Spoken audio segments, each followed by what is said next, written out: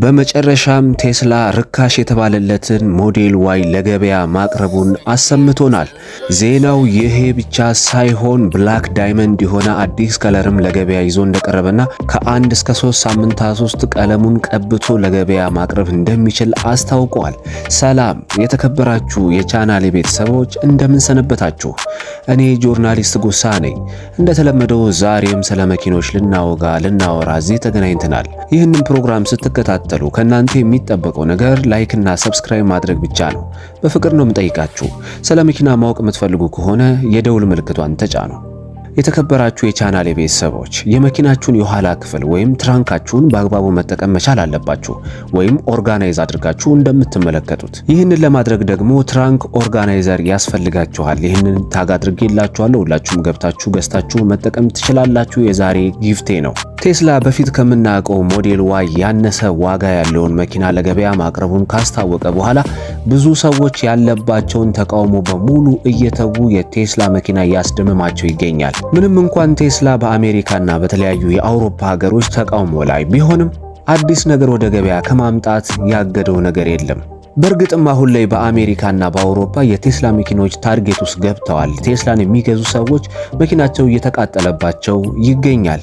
ነገር ግን ቴስላ አዲስ ነገር ሰርቶ ለገበያ ለማቅረብ ሽር ጉድ እያለ ነው። ይህም በአሜሪካና በአውሮፓ ያሉ ሰዎችን ትንሽ እንዲደነግጡ አድርጓቸዋል። ምክንያቱም መኪናው በፊት ከነበረው ሞዴል ዋይ ብዙም የጥራት ልዩነት ሳይኖርበት በቅናሽ ዋጋ በመቅረቡ ነው። ርካሽ የሆነው አዲሱ ሞዴል ዋይ ከበፊቱ መኪና የተለየ ሳይሆን ራሱ ሞዴል ዋይ ሆኖ በተለያዩ ቅንብሮችና በዋጋ ልዩነት ይለያያል። ልክ እንደ ትሪም ሌብል ማለት ነው። ሌላው ደስ የሚለው ነገር ግን ሞዴል ዋይ በተለየ ቀለም መምጣቱ ነው። ሞዴል ዋይ ብቻ ሳይሆን ሞዴል ስሪም እንደዛው በተለየ ቀለም መጥቷል ማለት ነው። ዳይመንድ ብላክ ይባላል የቀለሙ ስያሜ። ይህንንም ከ1 እስከ 3 ሳምንታት ውስጥ እንግዲህ ሰዎች ካዘዙ ቴስላ እንደሚያቀርብ እየተናገረ ይገኛል። ይህም ማለት ቴስላ ዋጋው ቀነስ ያለ ትሪም ሌብል እንግዲህ ለገበያ ማቅረቡን ማስታወቁን እንግዲህ ማመን ይቻላል ማለት ነው። አናውንስ እያደረገ ነው። በተለይ ሎንግ ሬንጁን አናውንስ እያደረገ ነው። በቢዋይዲ ዋጋ ቴስላ መገኘቱ ምንም ጥርጥር የለውም። በጣም በርካሽ እንግዲህ ለገበያ ቀርበዋል። አዲሱ የታደሰው ሞዴል ዋይ ብዙዎችን ያስደነገጠ ሲሆን በዚህ ዋጋ ቴስላ ማግኘት የሚገርም እድል ነው የሚሉ ሰዎች እንግዲህ በርክተዋል። የተከበራችሁ የቻናሌ ቤተሰቦች አዲሱ የታደሰው ሞዴል ዋይ ብዙዎችን ያስደነገጠ ሲሆን በዚህ ዋጋ ቴስላ ማግኘት የሚገርም እድል ነው የሚሉ ሰዎች በርክተዋል ማለት ነው። የተከበራችሁ የቻናሌ ቤተሰቦች ከዚህ በፊት ሁላችሁም እንደምታስታውሱ ቴስላ ሞዴል ዋይ ኖርማል የሚባለውን ትሪም ሌብል እና ሎንግ ሬንጅ ወይም ኦል ዊል ድራይቭ የሚባለውን ትሪም ሌብል ነበር ለገበያ ያቀረበው። ዋጋው ደግሞ አፎርደብል እንዳልሆነ ሁላችንም የምናውቀው ነው። ምክንያቱም ቴስላ በውድነቱ የሚታወቅ ነገር ግን በጥራት ግን በዓለም ላይ ተወዳዳሪ የሌለው በተለይ በኢቪ በፉል ቢኢቪ የሚባል ባትሪ ኤሌክትሪክ ቬሂክል በሚባሉት ውስጥ የሚወዳደረው እስካሁን አልተገኘም ማለት ነው። ቴስላን በጣም በሚገርም ሁኔታ ይህም ቴስላን ርካሽ በሆኑ ሞዴሎች ባለመምጣቱ በጣም እንደጎዳውና ቢዋይዲ በዛ የተሻለ ሆኖ መገኘቱ የቴስላን ገበያ እንደጎዳ እየተነገረ ነው የሚገኘው ማለት ነው። የተከበራችሁ የቻናሌ ቤተሰቦች ይህንንም ለማስተካከል ቴስላ አዲስ ነገር ይዞ መጥቷል። እሱም ሞዴል ዋዩን በተለየ ትሪም ሌብል ወይም በተለየ ቨርዥን አድርጎ በርካሽ ለሽያጭ እንደሚያቀርብ ተናግሯል ማለት ነው። ይህንንም ሎንግ ሬንጅ የሚባለው ወይም የርካሹ ሎንግ ሬንጅ የሚባለውን መኪና ለገበያ ለማቅረብ ዝግጅቱን ጨርሶ ትዕዛዝ መቀበል ጀምሯል ማለት ነው። ሎንግ ሬንጅ የሚባለው ሎንግ ሬንጅ ከተባለለት ትሪም ሌብል ደግሞ በጣም ባነሰው ዋጋ በጣም ርካሽ የሚባሉ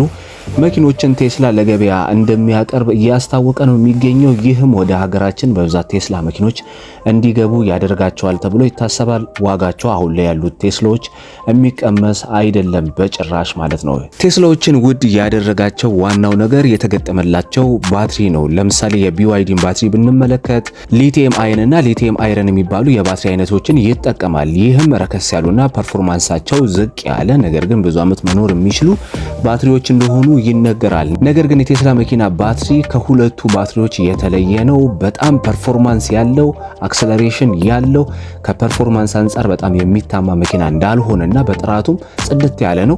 ሌላው ደግሞ በጣም ምርጡ ነገር ምንድነው? ቴስላ በጣም ቅዝቃዜ በሆነ ቦታ ላይ መነዳት ይችላል። በዛው በተቃራኒ ደግሞ በጣም ሞቃታማ በሚባል ቦታ ላይ መኪናውን ብትወስዱት አሳምሮ መነዳት ይችላል። ይህም ደግሞ የባትሪው ጸባይ ነው። ኒኬል ማንጋኔዝ ኮባልት ይባላል የባትሪው ጸባይ ወይም የተሰራበት ማቴሪያል እና በአጠቃላይ የቴስላ ባትሪ ከሁለቱ ከቢዋይዲ ባትሪዎች ወይም ሌሎች መኪኖች ከሚጠቀሙባቸው ባትሪዎች በጣም የበለጠ ጥራት እንዳለው ይነገራል ማለት ነው። ከላይፍ ሳይክል አንጻር ምናልባትም ሊቲየም አየን እና ሊቲየም አይረን ፎስፌት ይበልጡታል። ነገር ግን ከጥራት ከፐርፎርማንስ ከአቅም አንጻር ግን ካያችሁት የቴስላ መኪና ባትሪ የሚያክለው የለም። ይህንንም ከዚህ በፊት በሰራውላችሁ ቪዲዮ በደንብ አድርጋችሁ ተረድታችሁታል ብዬ አስባለሁ። የተከበራችሁ የቻናሌ ቤተሰቦች ዋናው እዚህ ጋር እንድትይዙልኝ የምፈልገው ነገር የቴስላ መኪኖችን ያስወድዳቸው ትልቁ ነገር ቴስላ መኪኖች ላይ የተገጠመው ባትሪ ነው። ኒኬል ማንጋኔስ ኮባልት የሚባለው ኤንኤምሲ የሚባለው የባትሪ አይነት ነው። የተከበራችሁ የቻናሌ ቤተሰቦች ባለፈው ሳምንት ቴስላ አዲሱን ሞዴል ማምረት እንደጀመረ የተናገሩ ሲሆን የካምፓኒው ማናጀሮች በጣም ብዙ አዲስ የሚባሉ ዜናዎችን ወደ ዓለም እያሰራጩ ነው የሚገኙት። በተለይ ረከስ ያሉ ቴስላዎችን ለማቅረብ በጣም ዝግጅቶች እየተደረጉ እንደሆነ እየሰማን ነው። ይህ ይበል የሚያስብል ነው። በአውሮፓን ብትሉ በተለያዩ አካባቢዎች መኪና መንዳት አሁን ላይ ብርቅ እየሆነ መጥቷል ማለት ነው። ምክንያቱም እንደ አማራጭ የሚቀርበው ቴስላ ነው። ቴስላ በፖለቲካም በተለያዩ ነገሮችም እንግዲህ በጣም ተጽዕኖ እያደረገ ያለ መኪና ከመሆኑ አንጻር እዛ ያለው ታክስ ያለው ታሪፍ በጣም መኪኖች እንዲወደዱ አድርገዋል። ኢሮፕ ስታንዳርድ እና የአሜሪካ ስታንዳርድ በማለትም ደግሞ ዋጋቸው ትንሽ ወደድ ያለ ነው። ከዛም ወደ ኢትዮጵያ የሚገቡ መኪኖች የቅንጦት መኪኖች ነው የሚሆኑት። ኢትዮጵያ ከገቡ በኋላ ዋጋቸው የሚቀመስ አይደለም። እንደዚህ አይነት እንደነ ቴስላ ያሉ ተቋማት ደግሞ ረከስ ያሉ ሞዴሎችን ባቀረቡ ቁጥር ደግሞ ወደ ኢትዮጵያ ውስጥም ጥራት ያላቸው መኪኖች በጥሩ ዋጋ ይገባሉ ተብሎ ይታሰባል። ሎንግ ሬንጅ የተባለለትንም ኦል ዊል ድራይቭ መኪና ሰዎች ኦርደር ማድረግ እንደሚችሉ በዌብሳይታቸው አስታውቀዋል። መኪናውንም ከ1 እስከ 3 ሳምንታት ውስጥ ማስረከብ እንደሚችል እየተናገረ ይገኛል ቴስላ። የተከበራችሁ የቻናል ቤተሰቦች አስቀድሜ የበፊቱን ሞዴል ዋይ ምንነትና ባትሪ እንዲሁም የተለያዩ ስፔሲፊኬሽኖች እነግራችኋለሁ።